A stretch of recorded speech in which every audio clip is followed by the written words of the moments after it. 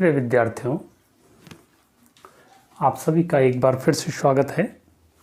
आइए अब हम समझते हैं उत्सर्जन एवं अवशोषण संक्रमण, एमिसिव एंड एब्जॉर्प्टिव ट्रांजिशन क्या होता है, इस पे हम जानने का प्रयास करेंगे। देखिए, पहला है उत्सर्जन संक्रमण।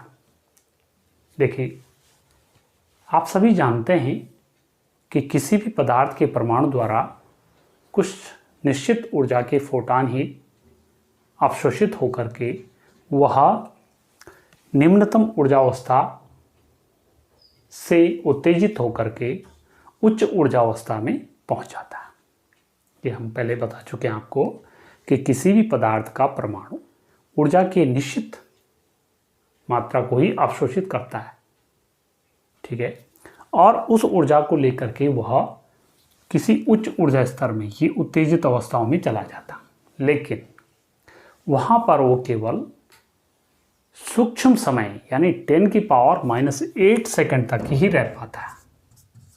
यानी यहाँ से उत्तेजित होकर के यहाँ गया या यहाँ गया, यहाँ गया, जहाँ भी गया वो उत्तेजित होकर के, तो वहाँ वो केवल 10⁸ सेकंड तक ही रहता। और फिर क्या होता है, वो नीचे वाले ऊर्जा स्तर में आ जाता है, या तो नीचे वाले ऊर्जा स्तर में या उससे नीचे वाले ऊर्जा स्तर में या निम्नतम ऊर्जा अवस्था में वो वापस लौट आता। लेकिन ऐसी स्थिति में जब वह किसी उच्च ऊर्जा अवस्था से निम्न ऊर्जा अवस्था में आता है, तो उस समय प्रकाश के रूप में, विद्युत चुंबकीय तरंगों के रूप में भी ऊर्जा का उत्सर्जन होता है। जैसे यहाँ आ रहा है, यहाँ से लेकर के यहाँ आया, तो इस समय यहाँ क्या निकलेगी, ऊर्जा का उत्सर्जन भी होगा। या किसी भी ट्रांजिशन में, चाहे 2 वाले में, चाहे 3 वाले में, 4 वाले में, ऊर्जा का उत्सर्जन होता है जब किसी उच्च ऊर्जा अवस्था से कोई परमाणु अपेक्षाकृत नीचे वाले ऊर्जा स्तर में या सीधे निम्नतम ऊर्जा अवस्था में आता है, तो उस समय ऊर्जा का भी उत्सर्जन होता है। तो इस प्रकार का जो संक्रमण होता है कि भाई कोई पदार्थ का परमाणु उपयुक्त ऊर्जा का फोटॉन अवशोषित करके किसी ऊर्जावस्था में चला जाता है और वहाँ केवल 10⁻⁸ सेकंड तक रहने के बाद फिर नीचे वाले ऊर्जा स्तर में या तो निम्नतम ऊर्जावस्था में सीधे या उससे नीचे वाले ऊर्जा स्तर में और फिर उससे नीचे वाले ऊर्जा स्तर में, ऐसे क्रम से आता है। तो इसे हम क्या बोलते हैं, उत्सर्जन संक्रमण। और प्रत्येक संक्रमण के संगत एक प्रकाश फोटॉन का उत्सर्जन होता है, ऊर्जा के रूप में प्रकाश फोटॉन का संक्रमण होता है, ठीक। तो डेल्टा ई यानी जो ऊर्जा उत्सर्जित हो रही है किसी भी संक्रमण में, HNU, हम ऐसे कह सकते हैं इसको, delta E is equal to HC/λ। अगर मैं इसको निकालना चाहूँ तो lambda is equal to HC/ΔE। और फिर इसको आगे अगर मैं सॉल्व करना चाहूँ, क्योंकि 6.6 × 10⁻34 × 3 × 10⁸ होता है अपॉन डेल्टा ई। तो देखिए बेटा, इसकी जो वैल्यू आएगी इसको आप निकालेंगे अगर, और क्योंकि देखिए ये इलेक्ट्रॉन वोल्ट में है, तो इसको हमें अगर मीटर में निकालना तो 1.6 × 10⁻⁻19 का भी इसमें भाग दे देंगे, तो ये हमारे पास आ जाएगा 12,375 बटे डेल्टा ई, इतना एंगस्ट्रॉम तरंग दैर्ध्य का प्रकाश उत्सर्जित होता। तो इस फॉर्मूले की हेल्प से हम किसी भी संक्रमण में जो है तरंग दैर्ध्य का मान निकाल सकते हैं कि भाई इस संक्रमण में कितना तरंग दैर्ध्य का प्रकाश उत्सर्जित हुआ। जैसे मैं बात करूं कि संक्रमण 4 के लिए, यानी यहाँ से जब परमाणु यहाँ पर लौटा तो उस समय कितनी ऊर्जा के रूप में प्रकाश का उत्सर्जन हुआ, उसकी तरंग दैर्ध्य क्या होगी, उसको हम निकाल सकते हैं। देखिए, तो डेल्टा ई बराबर यहाँ पर क्या हो जाएगा, आप देख रहे होंगे जहाँ पर परमाणु पहले था उसकी 6.67 और जहाँ पहुँच गया 4.86, तो 6.67 - 4.86, इसको आप सॉल्व कीजिए, 1.8 और 1.81 इलेक्ट्रॉन वोल्ट। तो इसमें इसका डिवाइड कर लीजिए, तो ये हमारा आ जाएगा लैम्डा इज इक्वल टू 12,375 बटे 1.81, और ये आ जाएगा, मैं डायरेक्ट लिख दे रहा हूँ, ये आ जाएगा 6,837 एंगस्ट्रॉम।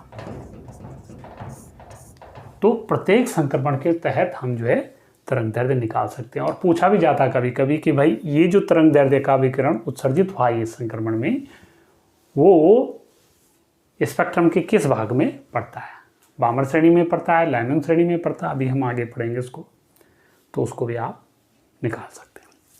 ये था आपका उत्सर्जन संक्रमण। अब हम बात करते हैं अवशोषण संक्रमण। देखिए, अवशोषण संक्रमण ये अलग कुछ नहीं है, अवशोषण संक्रमण, एब्जॉर्प्टिव ट्रांजिशन। देखिए,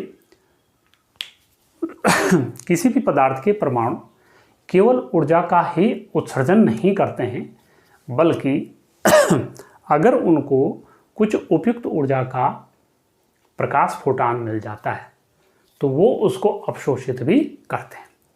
और जब निकलने वाला, माने अवशोषित होने के बाद जो निकलने वाला जो प्रकाश होता है, अगर उसका स्पेक्ट्रम हम देखें तो उस ऊर्जा के संगत जो तरंग दैर्ध्य का प्रकाश होगा उसके स्पेक्ट्रम में वो क्या हो जाएगा, अनुपस्थित उसमें हो जाएगा।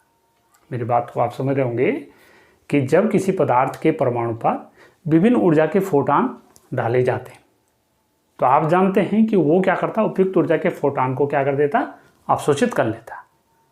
अब निर्गत जो प्रकाश होगा उसके स्पेक्ट्रम में जो अवशोषित हुए प्रकाश फोटान हैं उनकी ऊर्जा के संगत तरंग दैर्ध्य का प्रकाश क्या हो जाएगा, एब्सेंट हो जाएगा, वहाँ पर अनुपस्थित हो जाएगा।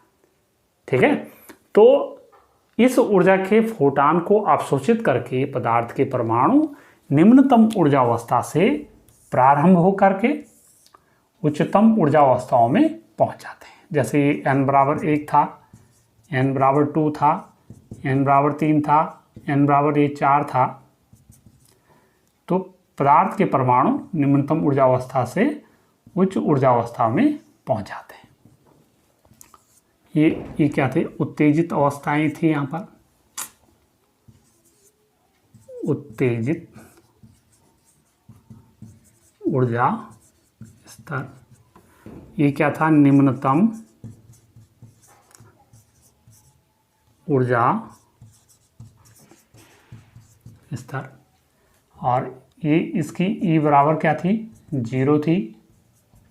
E1 बराबर 4.86 इलेक्ट्रॉन वोल्ट, E2 बराबर 7 इलेक्ट्रॉन वोल्ट, और ऐसे से करके E3 बराबर नहीं, E4 हो जाएगा, E3, E2, और ये था 8.80 इलेक्ट्रॉन वोल्ट। तो ऐसे करके ये हो जाएगा।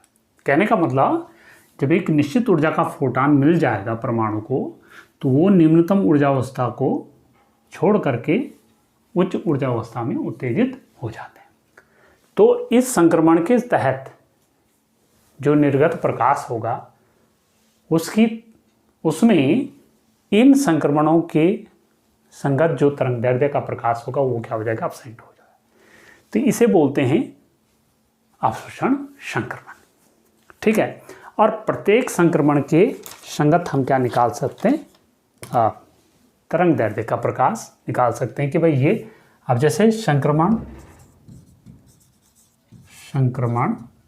1, 2 डैश के संगत निर्गत प्रकाश में, देखिए ये हम निकाल रखा है तो मैं डायरेक्ट लिख रहा हूँ 2536 एंगस्ट्रॉम, और फिर दूसरा 1855 एंगस्ट्रॉम के तरंग दैर्ध्य निर्गत ऊर्जा में अनुपस्थित होंगे। कहने का मतलब जो निर्गत प्रकाश होगा, क्योंकि देखिए जब पदार्थ का परमाणु एक ऊर्जावस्था से दूसरी ऊर्जावस्था में जाता है तो संक्रमण होता है, और उस संक्रमण के तहत एक ऊर्जा निकलती। तो ऊर्जा जो निकल रही है तो उसमें ये तरंग दैर्ध्य के प्रकाश क्या हो जाएंगे, वहाँ अब्सेंट हो जाएंगे। तो इस प्रकार का जो संक्रमण होता है उससे हम क्या बोलेंगे, अवशोषण संक्रमण। एक और बात है, ये पूछा जाता है, अवशोषण संक्रमण की संख्या उत्सर्जन संक्रमण से कम होती। आपने पीछे जो मैं अभी बता चुका हूँ आपको कि उत्सर्जन संक्रमण की संख्या ज़्यादा होती, अवशोषण संक्रमण की संख्या कम होती। क्योंकि देखिए उत्सर्जन संक्रमण किसी भी ऊर्जा अवस्था से प्रारंभ हो सकता है और किसी भी ऊर्जा अवस्था पर समाप्त हो सकता है, लेकिन अवशोषण संक्रमण केवल निम्नतम ऊर्जा स्तर से ही प्रारंभ होता है और किसी भी ऊर्जा अवस्था पर समाप्त हो सकता है। इसलिए अवशोषण संक्रमण की संख्या उत्सर्जन संक्रमण की संख्या से कम होती है। तो ये था आपका अवशोषण और उत्सर्जन संक्रमण। तो मुझे लगता है कि आप इसको भलीभांति समझ गए हैं। चलिए मिलते हैं फिर आगे हाइड्रोजन के स्पेक्ट्रम में। तब तक के लिए आप सभी का धन्यवाद।